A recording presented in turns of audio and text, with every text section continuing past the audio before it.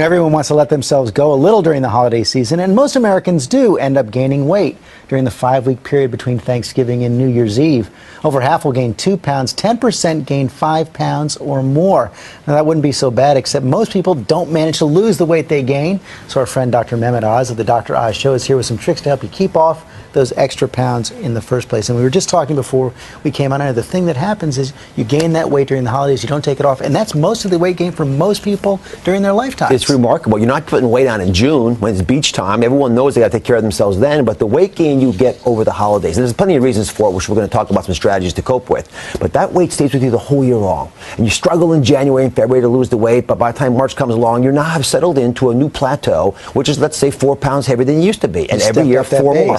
That's right. Okay, so let's figure out how to stop it in the first place. What's your first tip? Well, you've got temptations everywhere. You're out there in hot-blooded pursuit of a brownie, and you fall prey to the reality that you can't hold yourself back. So you got to write it down. And here's why it's so important, George. You need to slap down periodically to remind yourself exactly what you're doing to your body. Plus, every time you think about eating that food, that little brownie, a little chocolate chip, you got to remind yourself that you have to write it down. And by the way, while you're writing stuff down, write down your weight a couple times a week at least. And you're not talking just the meals. You mean every time if you're sitting there baking and you take a little piece of something, you count everything. And that's why you fall down over the holidays. That diet you're on comes screaming off the rails because you're not aware of exactly how many calories are in every little bite. And just the hassle of writing down the fact that you had that one little morsel of food, that tiny little wafer, will pull you back a little bit. And the weight gain occurs so quickly you can actually measure it. So weighing yourself a couple times a week actually provides you a little bit of a reminder with a pretty sharp jab that you got to get back on track again, make that U-turn. But that is so hard to do at the big parties. They're passing around appetizers. You got the big buffet. You've got desserts. You've got main courses, and that's where most people end up losing it. Yeah, they go park themselves at the buffet table and eat themselves to oblivion. Listen, you need a pre-party snack.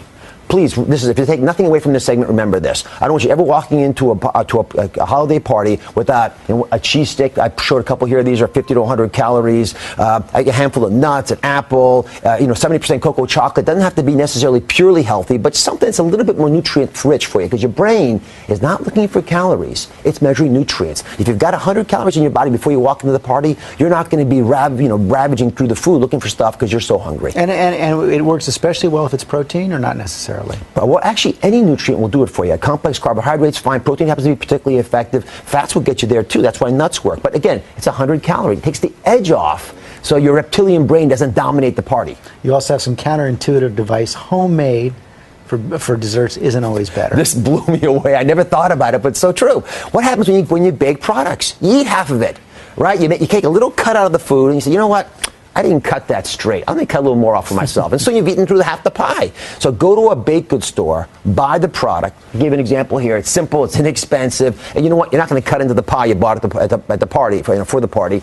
You take it over there. It's wrapped. It's perfect. It's good for you. And you're not going to, take a little itty bits and put in your mouth while you're making the product itself. People also tend to drink a little more during those holiday parties. And that can really add it up. We have a glass of eggnog over here. 2 glasses of eggnog. That's a meal. It is a meal. It's 450 calories per glass of eggnog. Some of those fancy holiday drinks, they're 1,000 calories by themselves. So here's my secret little recipe for you. A little bit of club soda. Carry it around with you. What you want to do is mix it with your wine, make a wine spritzer. In fact, any hard alcohol you have with a little bit of ice is less than 100 calories a drink. All your drinks ought to be in that range of the 100 calories per serving. And remember this, always alternate a hard drink or any drink you have of alcohol with water. Club soda works well as well. Why? Prevents you from getting a little intoxicated, cuts down the calorie intake you have at the same time, and you don't get disinhibited. You don't make foolish decisions. That's a very good point as well. But everybody's going to overindulge. At some point, there are ways to make up for it. Of course. And instead of penalizing and torturing yourself, just do the smart thing. Get 20 minutes more activity. Know you're going to have to plan to be ahead of it. And don't give up. You can make it work. Okay, and you're going to have a lot more on your show later today about all this. Well, I'm actually taking Santa Claus into the truth tube. Here we are. I'm going to measure his weight. Even Santa, who does so much good for us, should not be putting on extra belly fat. So I wrestled him into the studio. And listen, we've got a big plan. We're going to be talking about all the great things, including, by the way, the 12 steps of Christmas. The first one being go caroling. Takes care of anxiety. Okay, Dr. Oz, thanks very much.